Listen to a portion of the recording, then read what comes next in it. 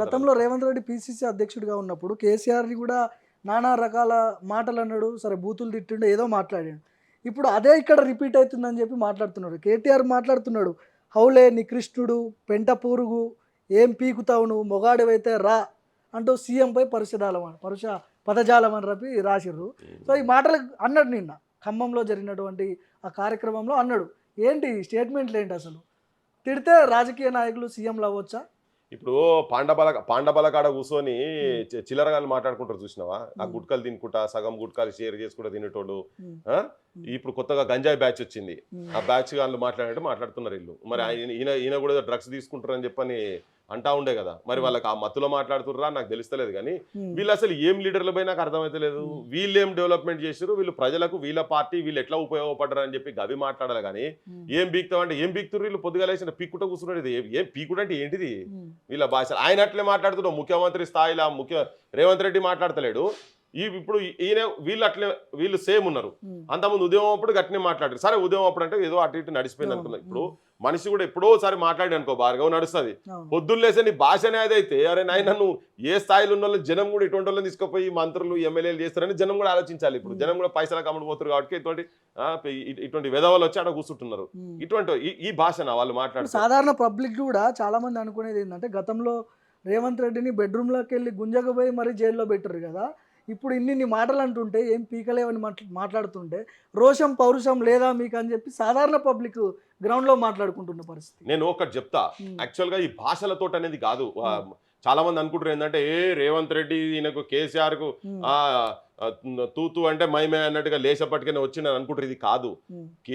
కేసీఆర్ కుటుంబము తెలంగాణ ప్రజల మీద చేసినటువంటి దమనకాండాన్ని చూసి ప్రజా వ్యతిరేకమైనటువంటి పాలన, అవినీతి పాలన, నిరుద్యోగులకు వ్యతిరేకమైన పాలన, ఉద్యమకారులకు వ్యతిరేకమైన పాలన, ఏ ఆకాంక్షలతో అమరులు చనిపోయినరో ఆ ఆకాంక్షలు నెరవేరకుండా చూసినటువంటి పాలన, దాని మీద వెక్స్ అయ్యి మా బోటోలం కూడా వెక్స్ అయ్యి మేము తిరగబడితే చాలామంది మీ ఇట్లా తిరగబడితే అప్పుడు ఆ ఓటు ఎటేయాలను అర్థం కాక 6 నెలల ముందు వరకు ఎలక్షన్స్ 6 నెలల ముందు వరకు కాంగ్రెస్ ఎక్కడి నుండి ఇవ్వని తెలియదు కదా.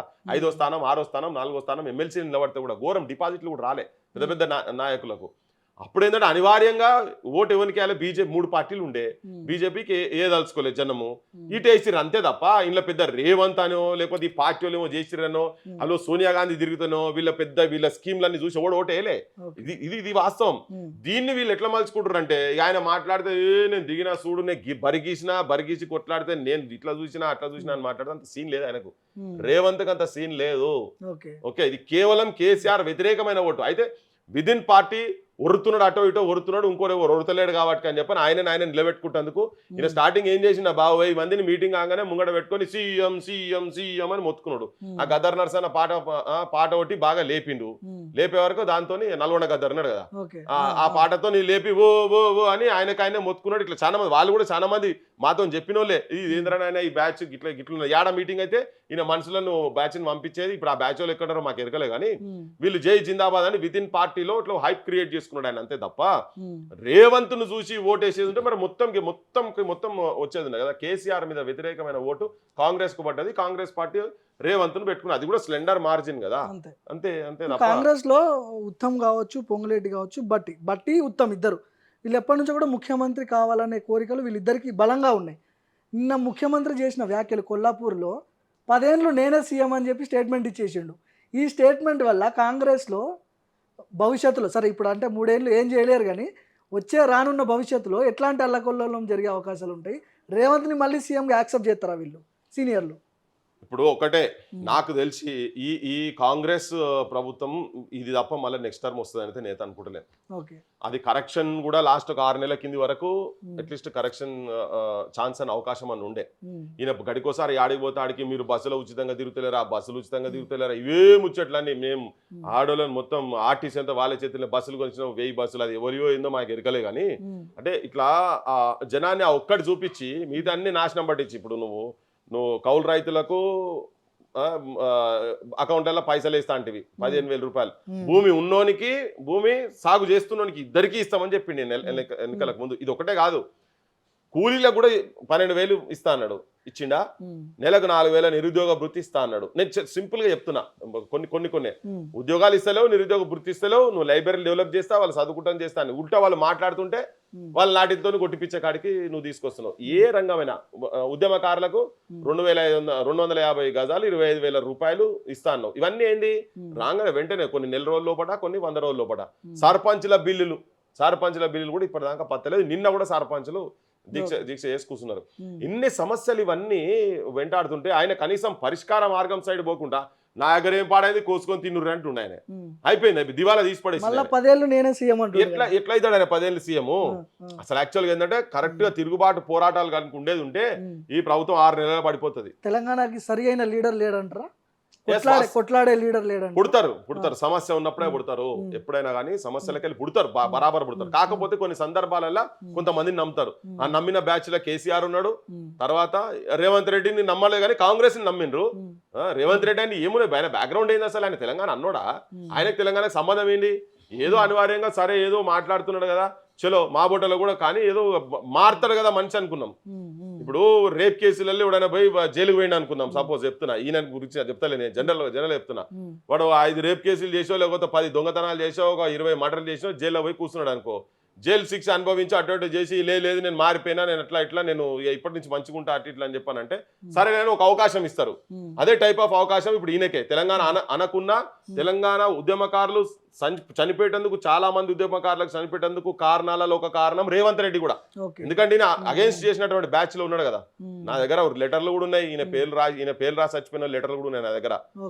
నేను ఇట్లనే జరుగుతా ఎప్పుడో మొదలు పెడతా, అవి కూడా మొదలు పెడతా. అయితే ఇవన్నీ ఉన్నాయి కదా. ఇవన్నీ ఉన్న తర్వాత వీళ్ళు ఏదో ఊహాగానాలకు పోయి ఈ ప్రజా వ్యతిరేక విధానాలు ఇవి నమ్మిండ్రి. నేను చలో ఏదో ఒకటి వచ్చిండని నమ్మిండు, కానీ వచ్చినాక ఏమైంది?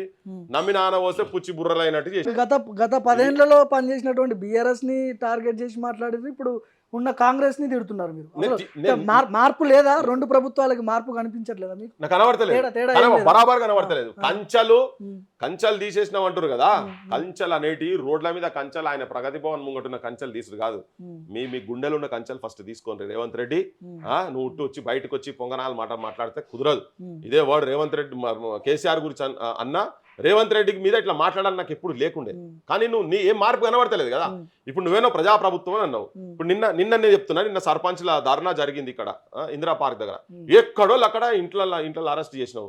మరి అప్పుడు బీఆర్ఎస్ అదే చేసిండు కదా, నువ్వు అదే చేస్తున్నావు, బీఆర్ఎస్ అదే చేస్తున్నారు. నువ్వు పర్మిషన్ ఇస్తావు, ఇక్కడ రానియకుండా చేస్తావు. వాళ్ళ సమస్యలు చెప్పుకొని రాదు. ఆత్మహత్యలు జరుగుతున్నాయంటే ఇప్పుడు మాట్లాడకపోతే ఇంకెప్పుడు మాట్లాడతాం?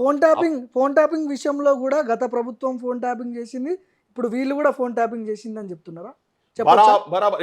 ఇప్పుడు చెప్తున్నా, ఇప్పుడు సపోజ్ సర్పంచ్ అనుకో, వాళ్ళ మూమెంట్స్ ఎంతసేపు ట్రేస్ చేసేందుకు, వాళ్ళకి కావాల్సిన మూమెంట్స్ ఎంతసేపు. ఇప్పుడు నేనే ఉన్నా, నాది బరాబర్ ట్యాప్ అవుతుండొచ్చు, నేనైతే అనుకుంటున్నా ట్యాప్ అవుతుంది, కానీ నాకేం ఫరక్ పడదు. కానీ వాడు మూమెంట్స్ ఎక్కడున్నాయి, టవర్లు ఎక్కడున్నాయి పెట్టి సర్పంచ్ రోడ్ల మీద ఎక్కడ పడితే అక్కడ అరెస్ట్ చేసే సిచ్యువేషన్స్ అయితే ఉంటాయి కదా. ఎందుకుంటాయి ఇవి? ఎందుకుంటాయి? సో నేను అనేది ఏంటంటే, నువ్వు మార్పు లేదా అంటే, నేనైతే ఎక్స్పెక్ట్ చేసినంత మార్పు అయితే కనబడతలేదు. ఒకవేళ మార్పు ఉన్నదని అంటే ఇప్పుడు నువ్వే చెప్పరాదు, నువ్వు ఒక 10 పనులు వాళ్ళు మంచి పనులు చేసినా చెప్పు. ఇంకా బస్సులలో ఉచితం కాదు భయ్, నువ్వు చదువుల సంగతి సంగనాకిస్తున్నావు కదా, మొత్తం నాశనం పట్టి. ఈ ఫోన్ ట్యాపింగ్ ఎపిసోడ్ గురించి ఏం చెప్తారన్న మీరు? Phone tapping episode there is every chance government tap చేసే there is every chance చేసే ఛాన్స్ ఉందంట. there is every chance కదా, ఛాన్స్ ఉంది. నా దగ్గర ఆధారం లేకపోవచ్చు, కానీ there is every chance. ఎందుకంటే ఇది ఆనవాయితీగా ప్రతి ప్రభుత్వం చేసేదే. కానీ ఎవరిది చేస్తున్నారు, ఎందుకు చేస్తున్నారు, ఎట్లా చేస్తున్నారు అనేది వేరే విషయం.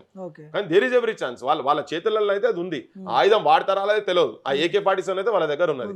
ఫోన్ ట్యాపింగ్ చేయగలిగే మాత్రం వాళ్ళకు ఉంది. వాళ్ళు ఎవరిదంటాలో చేయగలిగేట్టు ఉంది. మనకు తెలిసిందా?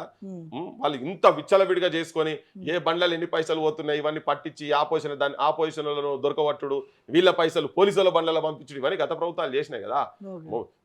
నేను ఏమంటున్నా అంటే, వీళ్ళందరిది ఏమన్నా డిఫరెంట్ స్కూల్స్ ఏమైనా ఆధ్యాత్మికంగా ఉండి వీళ్ళకి ఏమీ లేదు, వీళ్ళు ఏం లేదు, ఒంటి మీద బట్ట తప్ప వీళ్ళకి ఏముండదు, ఆశ గీష ఏముండదు అనేది కాదు కదా. వీళ్ళు ఇప్పుడు ఉన్నోళ్ళు ముఖ్యమంత్రి రేవంత్ రెడ్డి, ఇది కూడా అందులోకెళ్ళి వచ్చిన బ్యాచే. ఇవన్నీ ఒకటే బ్యాచ్. ఇంకా ఈయన ఏంటంటే చంద్రబాబు దగ్గర ట్రైన్ అయినటువంటి మనిషి కాబట్టి ఇంకా జర జిత్తులు ఎత్తులు అన్ని పోకడలు కొద్దిగా ఎక్కువనే ఉంటాయి ఈయన.